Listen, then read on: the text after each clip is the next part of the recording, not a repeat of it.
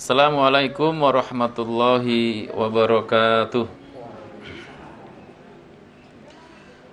Bismillahirrahmanirrahim. Alhamdulillahirabbil alamin. Wa bihi nasta'inu ala umurid dunya waddin. Wa nusalli wa nusallim ala nabiyyina Muhammadin wa ala alihi wa ashabihi wa man tabi'ahum bi ihsan ila yaumiddin. Qala Allah Ta'ala, ya ayyuhalladzina amanu taqullaha haqqa tuqatih wa la tamutunna illa wa antum muslimun. Wa qala Rasulullah Muhammad sallallahu alaihi wasallam, fa inna asdaqal hadisi kitabullah wa khairal hadi hadi Muhammadin sallallahu alaihi wasallam. Allahumma salli ala Muhammad wa ala ali Muhammad kama sallaita ala Ibrahim wa ala ali Ibrahim innaka Hamidum Majid. Allahumma barik ala Muhammad wa ala ali Muhammad kama barakta ala Ibrahim wa ala ali Ibrahim innaka Hamidum Majid. Ummahat dan akhwati fillah rahimakunallah. Alhamdulillah allazi bi ni'matihi tatimmus sholihat. Rasa syukur kita haturkan kehadiran ilahi Rabbi Jalla wa ala yang dengan segala nikmatnya yang Allah berikan kepada kita, sehingga kita alhamdulillah di pagi yang cerah ini, di Sayyidul Ayyam, yaitu hari Jumat ini, Allah mudahkan kita untuk bisa bermajlis taklim kembali. Kita bisa berkumpul dan insya Allah subhanahu wa ta'ala kita akan belajar tentang adab seorang alim terhadap dirinya dan ketika berada di majelis ilmunya. Kehadiran kita di tempat yang mulia ini semuanya itu karena curahan nikmat yang Allah berikan, baik itu kesehatan, kesempatan maupun umur panjang. Oleh karena itulah di awal kita bermajelis kita tidak lupa menyenandungkan kalimat hamdalah, memuji Allah Subhanahu wa taala sebagai perwujudan rasa syukur kita atas segala nikmat yang Allah berikan kepadanya. Ummahat dan akhwati fillah rahimakunallah, salawat dan salam mudah-mudahan terus tersampaikan untuk Nabi kita, untuk Rasul kita yang tercinta, yaitu Nabi kita Muhammad sallallahu alaihi wasallam. Salawat dan salam juga mudah-mudahan terus tersampaikan untuk alul bait beliau, ummahatul mukminin, anak cucu beliau sallallahu alaihi wasallam, sahabat-sahabatnya, termasuk tabi'in dan atba'ut tabi'in dan semua kaum muslimin yang terus mengamalkan sunnah-sunnahnya. Ummahat dan akhwati fillah, pada pembahasan pagi ini kita akan melanjutkan yaitu permasalahan adab seorang alim ya terhadap dirinya. Ya, terhadap dirinya. Apa yang harus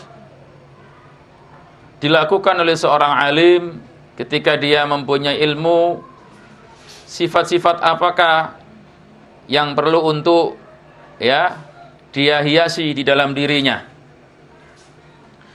Maka ummahat yang dimuliakan oleh Allah, pada kesempatan ini kita akan masuk dalam kitab kita, ya kitab saya, poin yang asadis, poin yang keenam. Poin yang keenam, yaitu ayyuhafidhu alal qiyami bisa'airil Islam wa dhawahiril ahkam. Jadi seorang yang punya ilmu, seorang alim, atau bahasa kita mungkin Pak Yai, Pak Ustadz, Tuan Guru, atau mungkin ajengan, atau mungkin lebih dahsyat namanya Gus, nggih. Ya, tapi Gus yang kiai lho nggih, jenis Pak D lho nggih. Jadi Gus yang identik dengan orang yang punya ilmu yang banyak. Ya, diguskan. Apa yang hendaknya dia sifatkan pada dirinya, dan itu menjadi hal yang perlu untuk berada di jiwanya, yaitu yang keenam, menjaga ya syiar-syiar Islam dan menampakkan amalan-amalan yang telah dijelaskan dalam hukum-hukum Islam. Ya, ini poin yang keenam. Kemudian mu'allif memberikan contoh di antara yang sepatutnya dilakukan oleh orang alim, yaitu ustadz, Pak Yai, atau siapapun namanya yang sudah masyhur namanya di masyarakat. Apa itu? Disebutkan di sini yaitu ka iqamatis shalah fi masjidil jamaat. Jadi seorang alim itu karena dia adalah figur, dia adalah contoh, dia adalah pewaris Nabi, maka sepatutnya bagi dia untuk menjaga sholatnya di masjid dengan berjamaah. Jadi ini tentu berhubungan dengan orang alim yang laki-laki, karena memang laki-laki itu sholatnya yang wajib di masjid.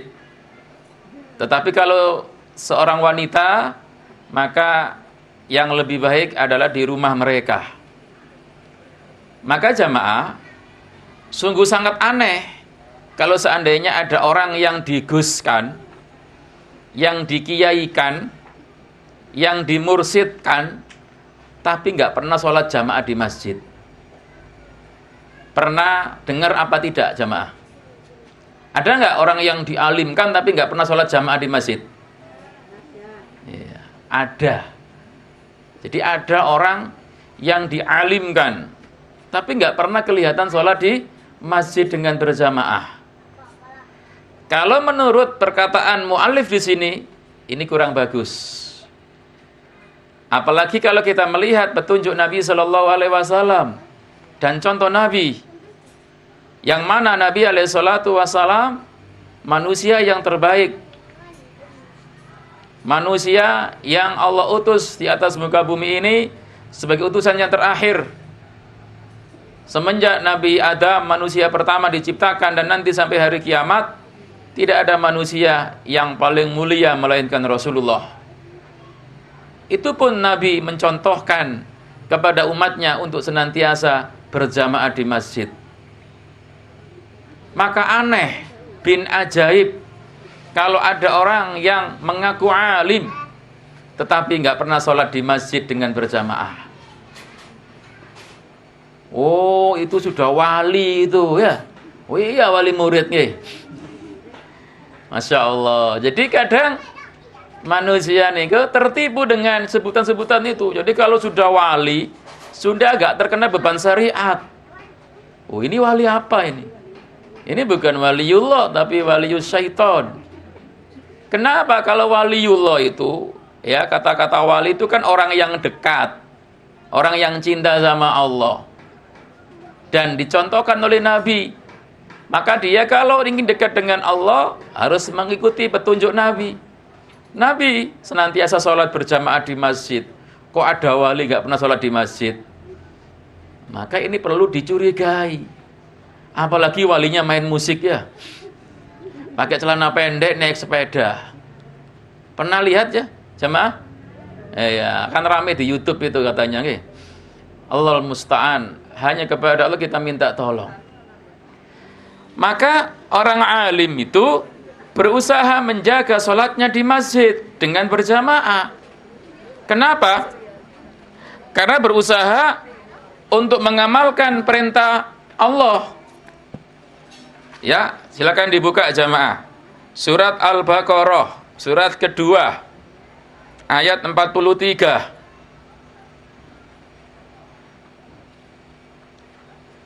Sampun kepanggih?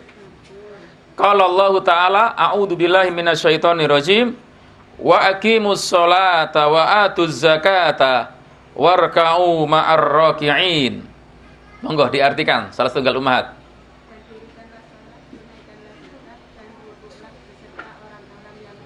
Taib, jazakillah khair. Kata Allah, wa aqimus sholah, dirikan salat, wa atuz zakah, tunaikan zakat, warka'u ma'ar raki'in, dan rukuklah bersama orang-orang yang rukuk.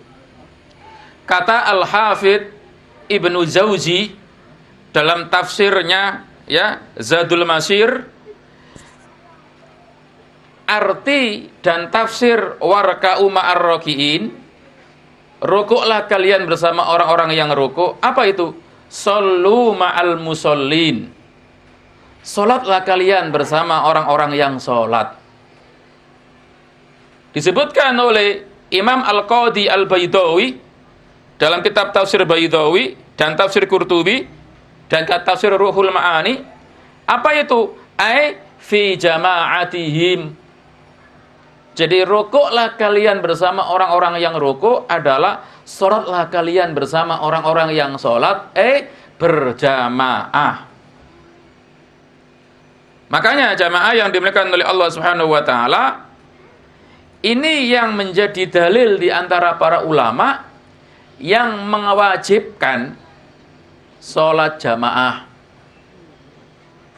Jadi kalau kita berbicara sholat jamaah memang ada 4 hukum.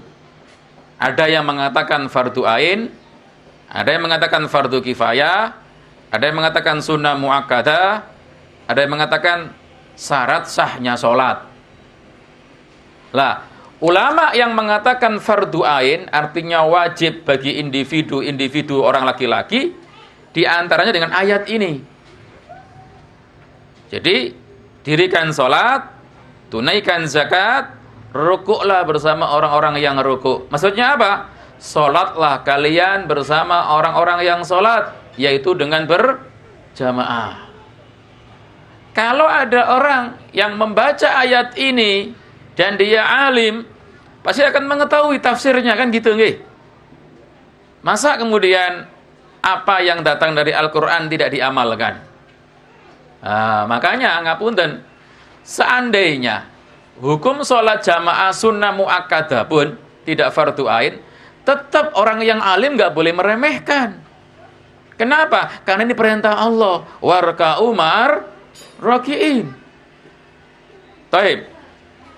Apalagi jamaah yang dimuliakan oleh Allah Subhanahu wa taala. Begitu pentingnya sholat jamaah sampai Allah sebutkan dalam surat An-Nisa. Surat keberapa jamaah An-Nisa itu? Keempat, ayat 102. Itu ayat panjang itu. Saya ulang. Surat An-Nisa ayat 102. Berbicara sholat ketika dalam keadaan perang. Tetap oleh Allah disuruh untuk apa? Berjamaah. Ayo, monggo. Silakan dibaca artinya saja, ummahat. Artinya saja. Ayat 102 dari An-Nisa, monggo. Ya, jazakillah khair. Lihat jamaah.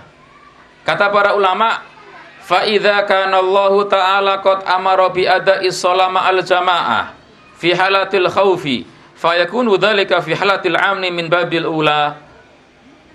Kata para ulama, lihat, ketika dalam keadaan perang, dalam keadaan takut, Allah masih tetap memerintahkan untuk sholat jamaah.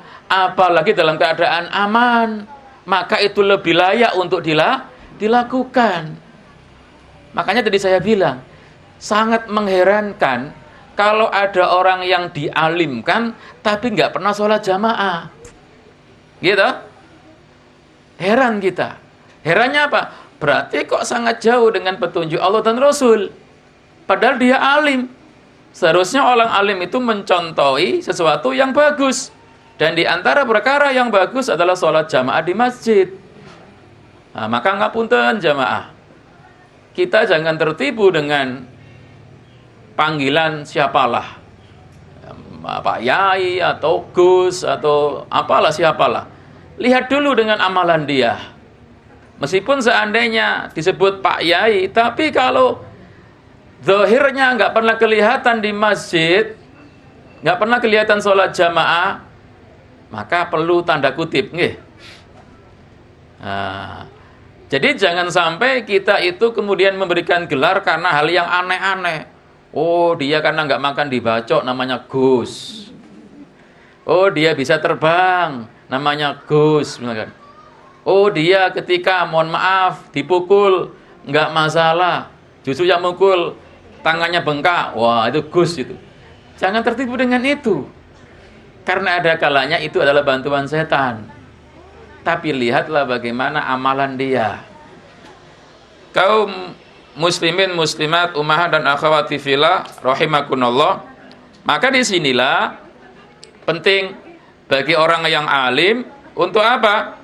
Untuk berusaha menjaga sholatnya, khususnya berada di masjidnya. Makanya tidak ada teladan yang terbaik kecuali Rasulullah. Kalau kulo bilang dari orang sekarang Nabi itu hebat, top markotop lah sudah. Maka Anda kalau ingin menilai orang, nilailah dia dengan ukuran Rasulullah. Bagaimana dia akhlaknya seperti Rasulullah enggak? Bagaimana dia ibadahnya seperti Rasulullah apa enggak? Bagaimana dia mengamalkan sunnahnya seperti Rasulullah apa enggak? Itu. Jadi jangan sampai kita tertipu dengan hanya penampilan.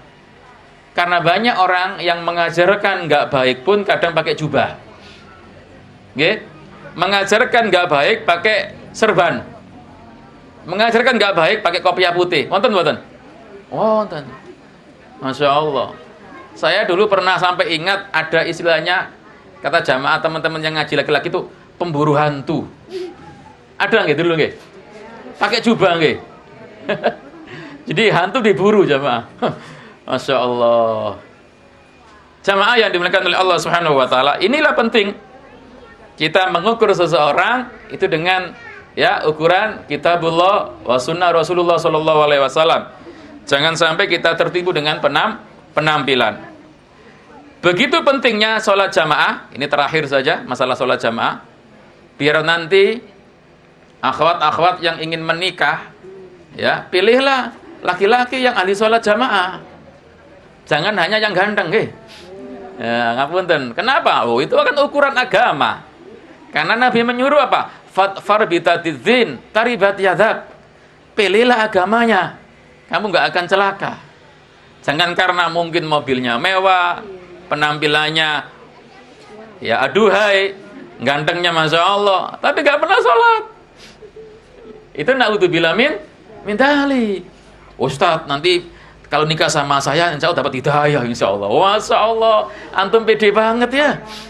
Siapa yang jamin kalau nikah sama antum kemudian dia tobat? Kadang justru Anda yang ditarik oleh mereka, akhirnya malas sholat, akhirnya malas ngaji, akhirnya lepas jilbab. Gimana? Naudzubillah min dzalik. Maka jangan karena cinta mengorbankan agama. Masya Allah.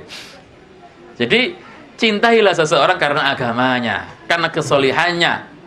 Jangan sebaliknya, ya, mencintai orang karena gantengnya. Tapi perlu cari yang ganteng itu, monggo. Cari yang kaya, yang ganteng, monggo. Tapi bukan menjadi ukuran utama. Cari agamanya dulu, kesolehannya dulu, akhlaknya dulu, baru kemudian yang lain mengikuti. Fadhol, ya. Taib.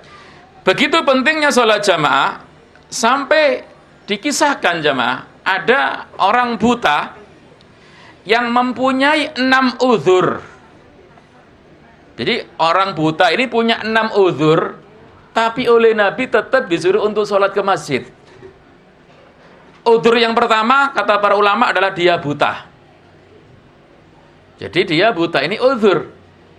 Tapi Nabi menyuruh dia ke masjid. Karena apa? Karena mendengar azan. Mendengar hayyalas shalah. Yang kedua, tidak ada yang nuntun dia. Nggak ada yang mengawalnya. Subhanallah. Orangnya buta, nggak ada yang mengawal.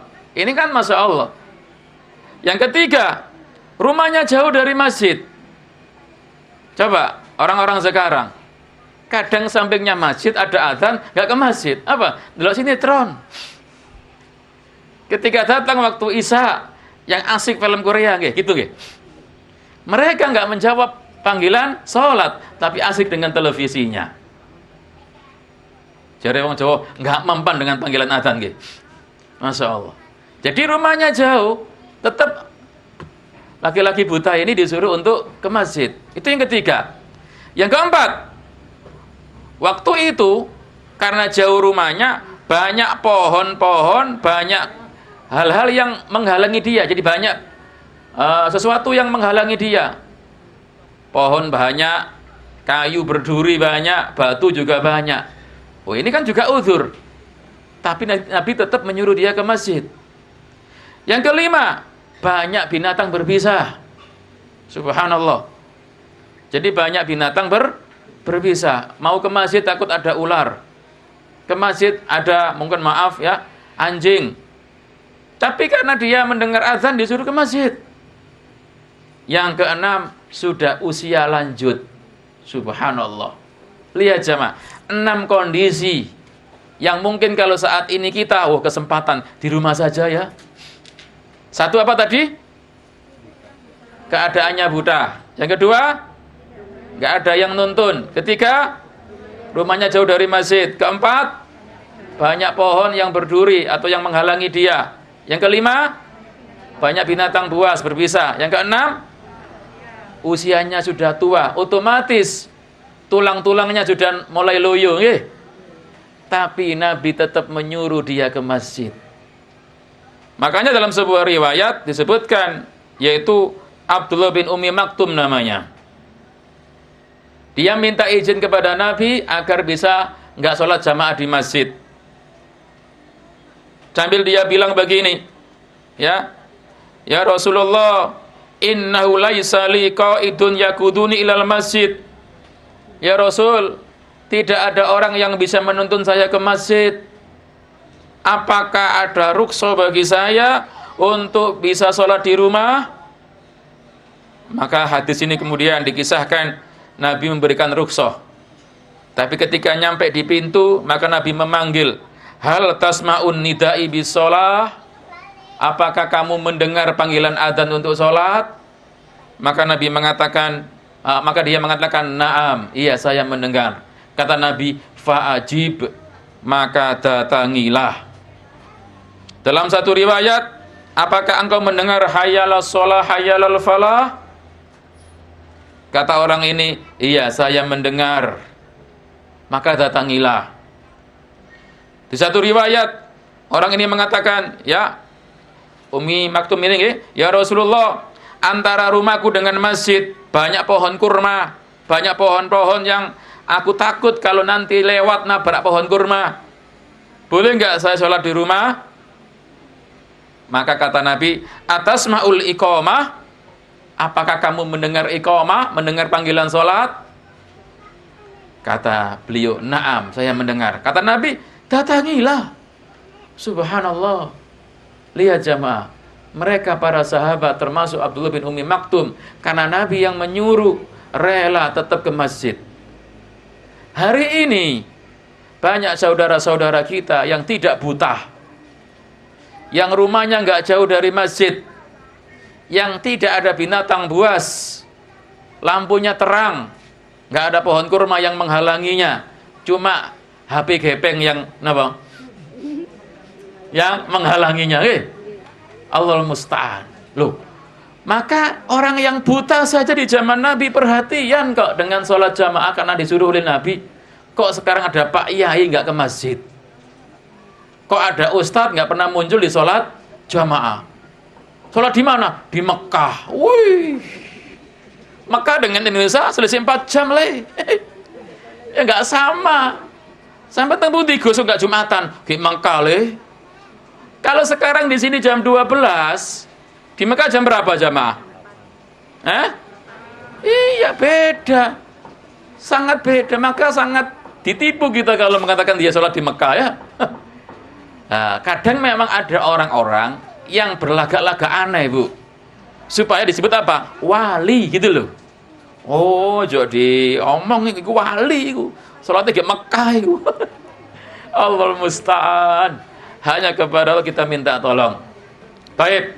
Maka di sini jamaah yang dimuliakan oleh Allah Subhanahu wa taala, tidak sepatutnya seorang alim itu meninggalkan sholat jamaah.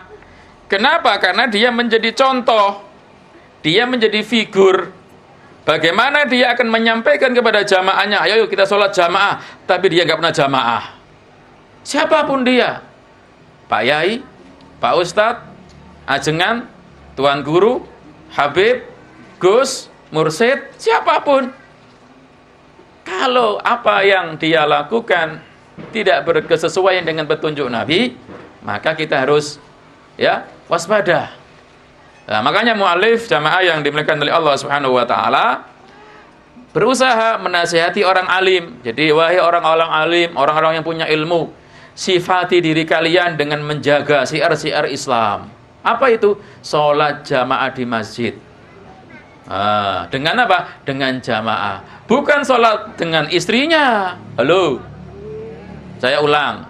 Jadi ngapunten dumateng ummahat, kalau jenengan punya suami masih seneng sholat di rumah, jare wong Jawa, sampean opiak-opiak. Napa opiak-opiak niku?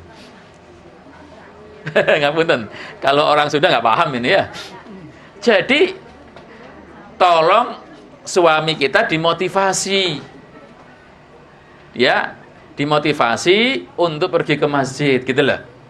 Apalagi kalau seandainya suami kita ini adalah panutan di masyarakat. Jangan sampai kemudian orang mengatakan, wah ustadznya gak nang masjid, apa malah aku, gitu gitu. Ngapunten. Dan memang ada yang seperti itu, tapi insya Allah mungkin karena mungkin dianggap sifatnya sunnah muakkadah saja. Terlepas dari itu semua, tetap sholat di masjid lebih utama daripada di rumah. Bahkan kita faham sholat jamaah selisihnya dengan sholat sendiri berapa? 27, kan gitu. Maka orang yang zaki, orang yang cerdas akan memanfaatkan hidupnya dengan amal yang mungkin sama waktunya, satu sholat misalkan duhur 4 rakaat, tapi dia ingin nilainya yang lebih apa? Dengan berjamaah. Nah, ini jamaah yang dimuliakan oleh Allah Subhanahu wa taala. Pun itu ciri yang pertama yang disebutkan oleh mu'alif.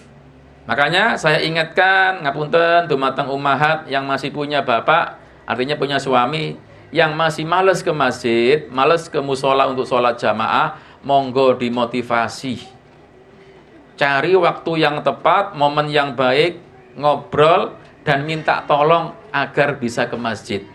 Jangan suami diceramahi. Pak, tadi pagi saya ngaji bersama Ustadz. Jadi ini wong lanang itu harus ke masjid. Qala Rasulullah sallallahu alaihi wasallam. Waduh. Kapan sampean mulai jadi ustadzah iku ya? Jadi ngapunten, minta tolong sama suami kalau masih malas ke masjid. Jadi minta tolong. Ya. Mungkin dengan bahasa Masya Allah, mungkin jenengan kalau ke masjid lebih baik lah insya Allah. Saya semakin cinta sama jenengan. Jadi silakan kata-kata untuk merayu itu diucapkan. Yang penting suami bisa ke masjid. Wallahu a'lam bishawab. Bagi yang belum punya suami, tadi saya bilang, maka utamakan calon suami Anda untuk mencarinya yang ahli sholat, apalagi berjamaah. Jadi jangan ahli sholat saja, tapi berjamaah ke masjid juga. Karena ngapunten, hari-hari ini yang banyak meramaikan masjid adalah orang-orang yang sudah mau meninggal dunia. Ya, ngapunten, umurnya 40 ke atas, Masya Allah sudah saatnya memang ketika uban sudah putih. Itu tanda itu. Mata mulai rabun, pipi mulai apa? Keriput, pandangan mulai kabur, pantaslah ke masjid. Maka kalau ada anak muda yang dia hidup dalam ketaatan kepada Allah, itulah yang istimewa. Makanya ada hadis yang mungkin ummahat yang belum nikah sudah paham lah insya Allah. 7 golongan yang nanti di hari kiamat dapat naungan Allah ya. Sabun nasa'a fi ibadatillah fi ta'atillah. Pemuda yang hidupnya senantiasa dalam ketaatan kepada Allah. Nah, makanya di antara ciri dia taat sama Allah yaitu menjaga sholatnya berjamaah di masjid. Maka kalau Anda tanya sama takmir masjid. Jangan tanya sama bapaknya. Jadi boleh perempuan itu sebelum menikahi laki-laki jare wong Jawa nyelidiki. Napa nyelidiki niku? Nah, memata-matai tapi dengan tujuan baik. Mumpung jenengan belum dilamar, maka coba ketika ada laki-laki yang nadhar teng jenengan, teliti dulu dia sebelum Anda terima ya dia. Wallahu a'lam bishawab. Pun kersane mboten panjang-panjang masalah niki nggih. Sing nomor kali terus muallif sifat yang selayaknya dimiliki oleh seorang alim, orang yang punya ilmu, tentu juga untuk kita jamaah ya, baik laki-laki maupun perempuan, apa? Ifsa'is salam lil khawasi wal awam. Ngapunten niki. Jadi berusaha untuk menebarkan salam baik kepada orang yang khusus maupun orang yang umum, baik orang yang punya ilmu atau orang yang tidak berilmu. Ngapunten. Kadang ada sebagian orang itu kalau salam sama ustadznya tok, sama jamaah kajiannya tok.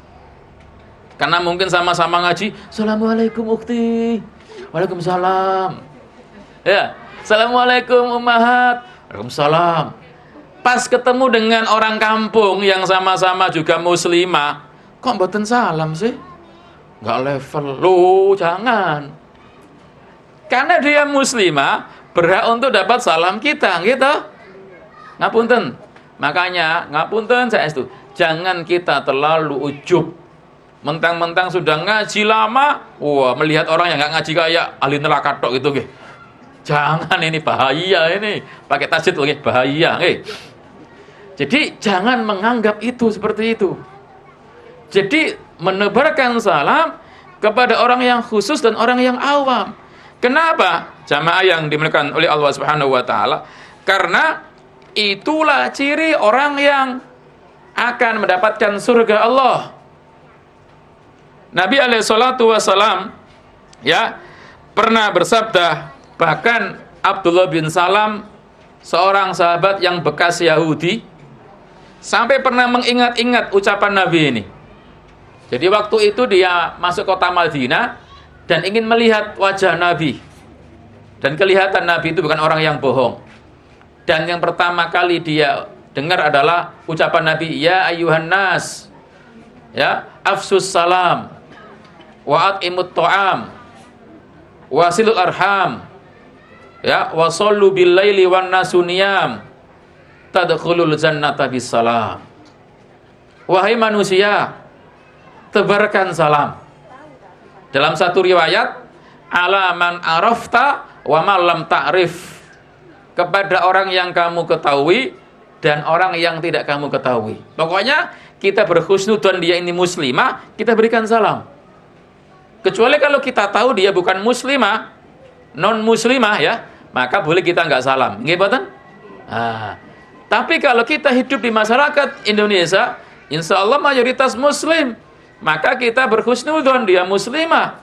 Apalagi kita pernah melihat dia ke masjid, dia mungkin mohon maaf pernah puasa Ramadan, mungkin pernah juga kita pernah melihat dia sholat tarawih, kita uluk salam sama dia, baik yang alimnya maupun yang tidak alim. Jadi kata Nabi, tebarkan salam, berikan orang makan, sambung silaturahim, sholatlah di malam hari ketika manusia tidur, niscaya kalian akan masuk surga dengan selamat. Oh, subhanallah. Jadi di antara cara mendapatkan surga dalam hadis ini adalah menebarkan salam. Karena itu hakikat yang kita mendoakan. Dan kita ngapunten, maka perlu untuk senantiasa seperti itu. Jangan begini, halo bro, ya gitu, halo friend, gitu. Gimana guys, kabarnya guys?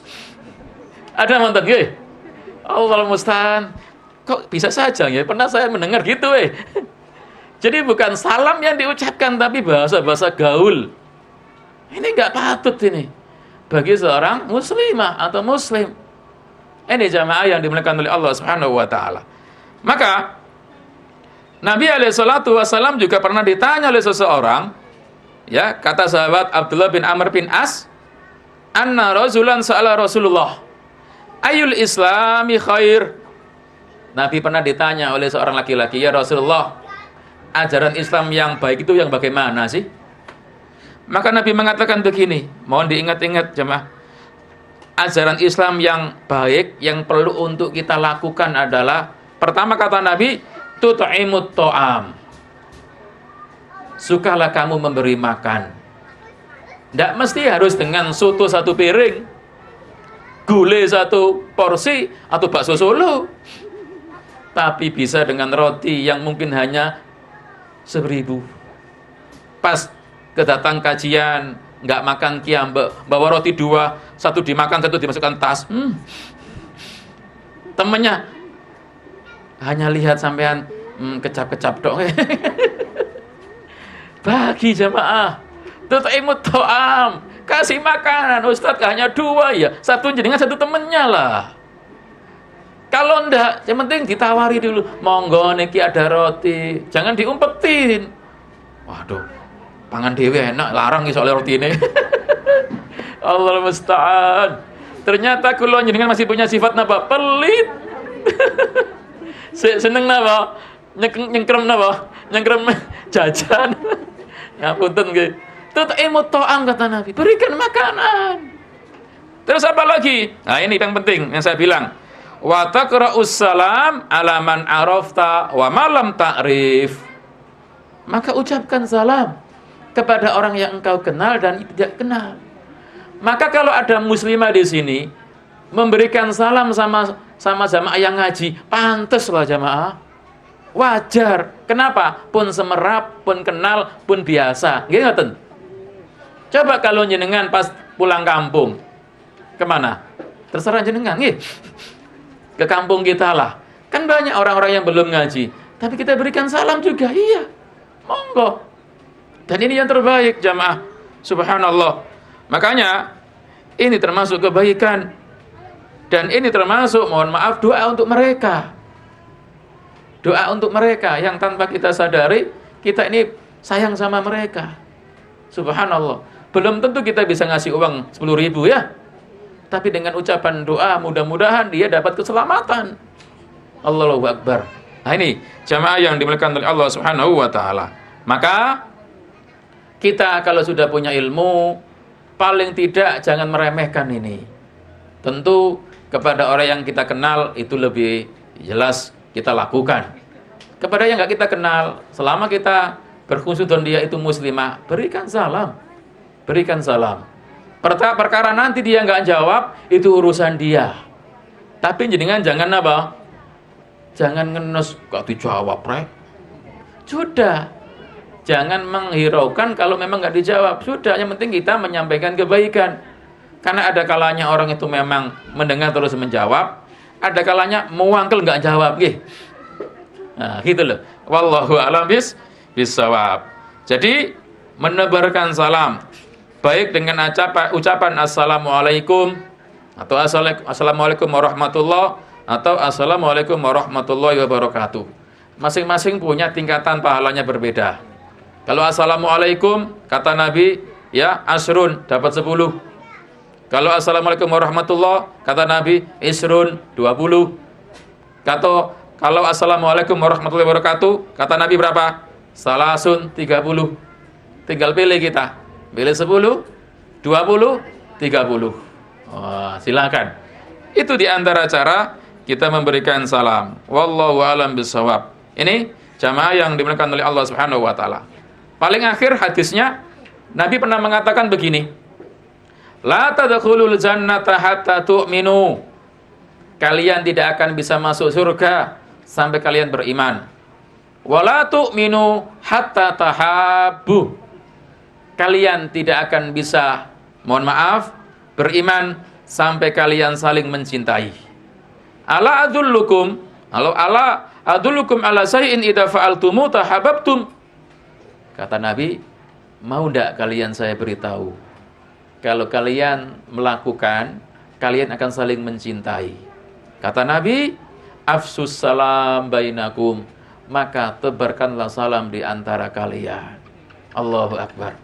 Maka hakikatnya jemaah, kalau ada saudari kita yang memberikan salam sama kita, dia itu cinta sama kita, maka balaslah dia dengan yang lebih baik. Nggih? Dalam surat An-Nisa, surat keempat ya, ayat 86. Kata Allah, wa idza huyyitum bi tahiyyatin fahayyu bi ahsana minha aw rudduha. Sampun kepanggih? Surat An-Nisa ayat 86. Surat keempat ayat 86. Monggo diwaos artosipun. Nah, ini perintah dari Allah, kalau kita diberikan penghormatan, maka kita balas yang lebih baik. Maka kita ketika menjawab itu kalau bisa yang lebih baik. Ketika saudari kita mengatakan assalamualaikum, kita jawab waalaikumsalam warahmatullah. Kalau dia mengatakan assalamualaikum warahmatullah, kita jawab apa? Waalaikumsalam warahmatullahi wabarakatuh. Kalau misalkan yang terakhir, assalamualaikum warahmatullahi wabarakatuh, apa yang kita jawab? Waalaikumsalam warahmatullahi wabarakatuh. Cukup. Tapi kemudian boleh Anda doakan, barakallah, hayakallah. Ya, jadi jawabannya seperti itu, tapi boleh kita tambah dengan doa untuk dia. Kenapa? Karena dia yang mengawali mendoakan kita. Pun. Jadi ngapunten, ini sudah terbiasa kita lakukan, maka mudah-mudahan ini menjadi istiqomah untuk kita, sehingga salam ini tidak hanya untuk sesama muslimah yang ngaji, tapi kepada yang tidak atau belum ngaji, maka boleh kita berikan, bahkan itu anjuran untuk kita berikan salam kepada mereka. Baik, makanya ngapunten, seorang yang alim, seorang ustazah, seorang ummahat yang sudah ngaji, maka enggak malu mengatakan assalamualaikum. Enggak apa-apa nanti disebut waduh lek ustazah mulai lek nggih. Karena kadang kalau jenengan kayak akhwat yang masih muda-muda ini berkumpul dengan teman-teman akhwat yang belum ngaji, kita agak islami aja sudah diapakan? Oh, diguyon nih. Mulai kapan jadi ustazah? Waduh. Ya, maka kita harus sabar. Makanya nanti ada pembahasan ini. Jadi sebelum amal ma'ruf, setelah amal ma'ruf. Apa itu? Wasobri alal adza bisababi dzalik. Jadi bersabar dengan gangguan apabila kita mengamalkan yang tersebut di atas. Nah, baik. Sebelum itu, sifat yang ketiga, di samping sholat jamaah di masjid, di samping menebarkan salam kepada orang yang khusus atau orang yang awam, yang ketiga apa? Amal ma'ruf nahi mungkar. Nah, ini penting, ngapunten. Karena setiap kita, insya Allah sudah punya ilmu, sesuai dengan kadar ilmu kita. Kalau memang kita melihat sesuatu yang tidak baik, dan kita mampu untuk mengingkari, maka kita ingkari. Paling tidak dengan hati. Kalau mampu dengan lisan. Kalau mampu dengan apa? Perbuatan, dengan tangan. Kan gitu. Tergantung kondisi kita dan di mana kemungkaran itu. Kalau kemungkaran itu di rumah kita, maka dengan tangan kita rubah. Anak kita misalkan mohon maaf, anak kita melihat sesuatu yang haram, langsung harus ingkarul mungkar dengan tangan kita. Ketika main HP melihat yang haram, ambil HP-nya. Kenapa? Mereka dalam kekuasaan kita. Ya, jadi ingkarul mungkar yang dengan kekuasaan, dengan tangan. Tapi kalau nggak mampu, karena mungkin mohon maaf anak tetangga yang berbuat haram, maka kita sulit dengan tangan, maka kita nasihati, kita berikan ya wejangan, kita nasihati, nah jangan lihat itu, nah itu nggak baik, itu nggak boleh, itu dosa loh, itu ingkarul mungkar. Kalau nggak mampu juga, paling rendah dengan apa? Dengan hati, mengingkari itu kemaksiatan. Tidak hanya mengingkari kemungkaran, tapi juga yang terbaik apa? Menyuruh yang baik, menyuruh yang ma'ruf. Maka jamaah, pada hakikatnya setiap kita ummahat ini juga da'iyah loh. Kenapa da'iyah niku? Orang-orang yang menyuruh kepada kebaikan. Cuma tergantung di mana kita berada. Kalau kita di rumah, kita ini da'iyah untuk keluarga kita, kan gitu. Kalau kita ini mohon maaf, guru atau ustadzah, ya kita da'iyah untuk murid-murid kita. Jadi ketika ada kesempatan kita untuk bisa berbuat baik, mengajak kebaikan, kita lakukan. Tidak hanya menunggu ustadz yang menyuruh kebaikan. Kalau kita mampu, monggo. Contoh, mohon maaf, contoh nggih ngapunten. Ibu-ibu yang biasanya di belakang itu kan nggak sholat di musola. Ada anak-anak yang sudah qomat, sudah imam baca Al-Fatihah, sih belayu-belayu, nggih, ngapunten nggih. Maka boleh kita nasihati, nak wis qomat, nak. Boleh. Meskipun bukan anak kita. Kenapa? Karena kita mampu untuk mengucapkan. Dan insya Allah kalau ayahnya, abinya tahu malah senang. Kenapa? Ada yang mengingatkan. Nah, itu jamaah yang dimuliakan oleh Allah Subhanahu wa taala. Makanya Allah berfirman di dalam surat Al-Imran. Surat Al-Imran surat ketiga, nggih. Ayat 110. Lihat kata Allah. Allah mengatakan, kuntum khaira ummatin ukhrijat linnas ta'muruna bil ma'ruf wa tanhauna 'anil munkar. Monggo diartikan. Al-Imran 110. Ya, jazakillah khair. Jadi kalian adalah umat yang terbaik yang Allah keluarkan kepada manusia, yaitu mengajak kepada yang ma'ruf, mencegah dari yang mungkar. Makanya kalau ada orang-orang yang melakukan ini, maka mereka juga manusia yang baik.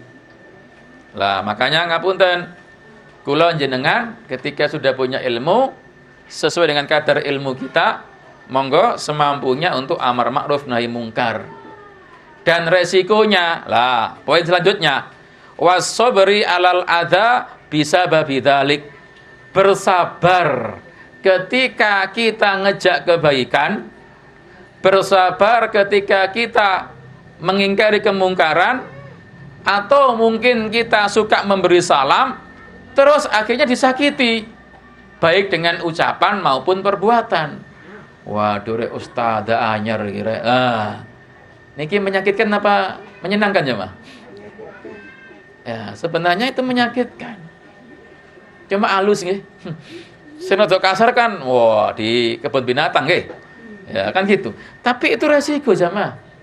Menjadi sunatullah, orang yang berdiri dalam hal yang baik siap akan untuk dapat ujian. Kita lihat Nabi Muhammad SAW, kurang apa beliau? Disebut apa? Orang gila. Disebut apa? Penyair. Kita insya Allah masih belum lah seperti itu, nggih. Kita mungkin hanya disebut apa? Oh, kelelawar ya. Paham? Oh, kambing, nggih. Hanya itu. Ya, itu kan ucapan-ucapan manusia yang boten semerap. Biarlah mereka berucap, ucapan mereka akan dimintai pertanggungjawaban. Dan hakikatnya kita harus alhamdulillah apa? Transfer pahala itu jamaah. Ya, transfer pahala. Kalau bisa kayak Imam Hasan Basri, bawakan hadiah, kasih dia ya. Terima kasih. Tambah lagi gitu ya. Boten. Terima kasih dengan celaannya. Apa? Pahala untuk saya kan gitu. Maka ummahat yang dimuliakan oleh Allah, akhwat yang dimuliakan oleh Allah, ketika kita sudah berbuat yang baik, menebarkan salam, mengajak kepada yang baik, ngejak orang-orang untuk berbuat baik, mencegah yang mungkar, kok ternyata kita disakiti, kita difitnah, kita didolimi, maka ini memang resiko. Karena lihat kata Nabi, ya, inna asadal bala al-anbiya summal amsal fal amsal.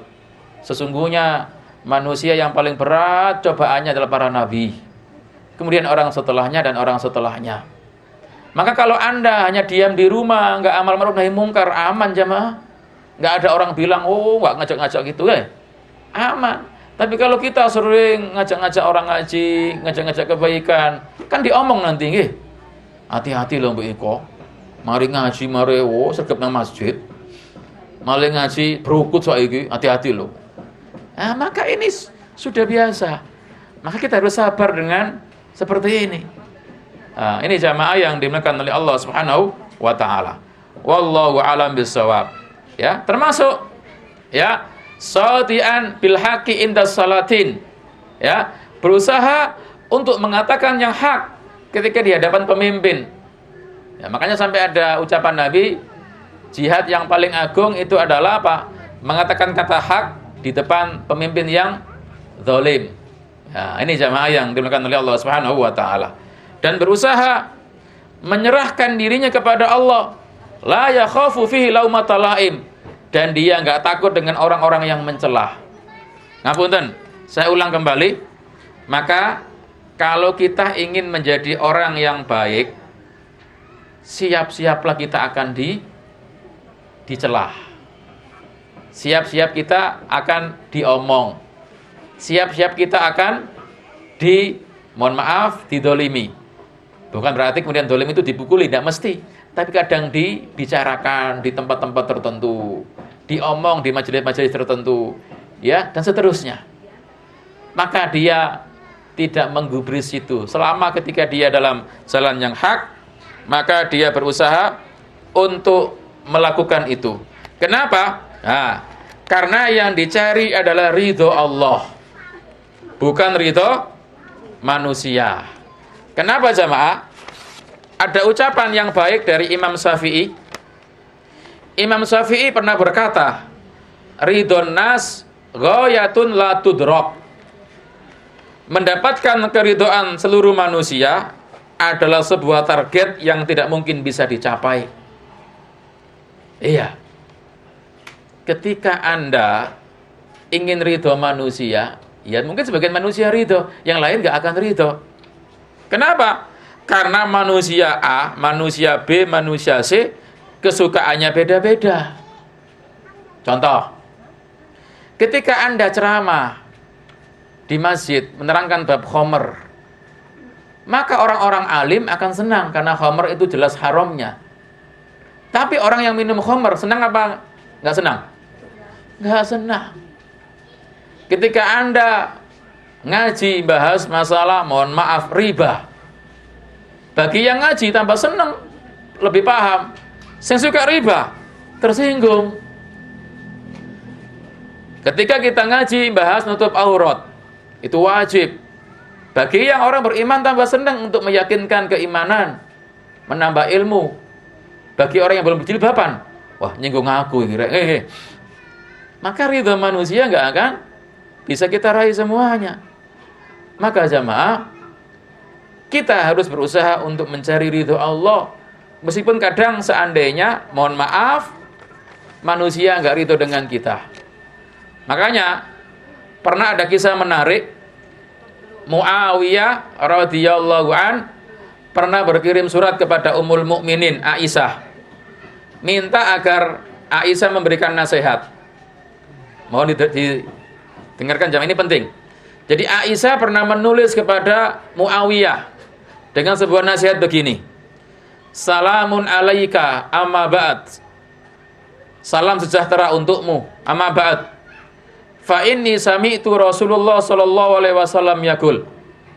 Sesungguhnya aku pernah mendengar Nabi sallallahu alaihi wasallam bersabda, manil tamasa ridallahi bi sakhatin nas kafallahu mu'natan nas.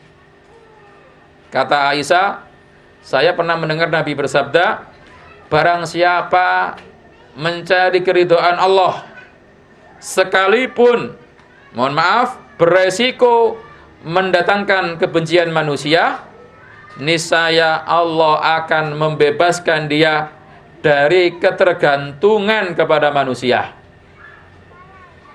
Tetapi sebaliknya, wa manil tamasa ridwan nas bisa khatillah wa kalahullahu ilan nas. Siapa yang mencari ridho manusia dengan melakukan hal-hal yang mendatangkan murka Allah, niscaya Allah akan menjadikannya selalu tergantung kepada manusia. Maka kemudian ditutup dengan wassalamu alaika.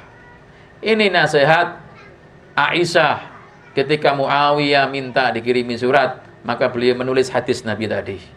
Maka jamaah, kalau kita sudah dalam kebenaran, sudah berbuat baik karena mengikuti Quran dan Sunnah dan petunjuk para sahabat, kok masih dicela manusia, kok masih diomong manusia, maka ridolah, sabarlah. Itu menjadi sunnatullah. Ya, maka kita harus bersabar dengan itu semua. Kenapa? Karena dunia ini tempat apa? Tempat bersabar. Istirahat kita di mana? Di surga. Nah, baik. Makanya Allah berfirman, silakan dibuka di kitab jenengan. Wasbir ala ma asabak, inna dzalika min azmil umur. Luqman ayat 17 di kitab jenengan ada. Nah, poin kita adalah wasbir ala ma asabak. Bersabarlah dari apa-apa yang menimpa kamu. Makanya kesabaran itu kan ada 3. Sabar ketika berbuat kebaikan, ketaatan. Sabar ketika meninggalkan maksiat, dan sabar ketika menerima takdir yang buruk. Maka wallahu alam bisawab, ketika kula jenengan ya senantiasa dalam kebaikan, maka kita ketika didolimi, disakiti, dianiaya, diomong tiang, diperbincangkan di grup WhatsApp, sabar. Nah, lihat di kitab jenengan, kita lanjut sedikit. Wa makana sayyiduna Rasulullah sallallahu alaihi wasallam wa ghairuhu minal anbiya'i alaihi minas sabr alal adza wa makanu yatahammalunahu fillahi ta'ala hatta kanat lahumul uqbah. Lihat. Kita lihat Nabi kita Muhammad sallallahu alaihi wasallam dan para nabi semuanya. Ujiannya luar biasa. Mereka disakiti oleh umatnya yang tidak beriman kepadanya. Sampai pernah kita kisahkan Nabi pernah sujud sholat di Masjid Haram ya. Dikasih apa? Jeroannya onta. Masya Allah, luar biasa.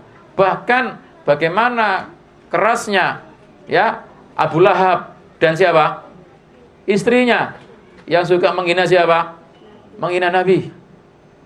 Dan seterusnya.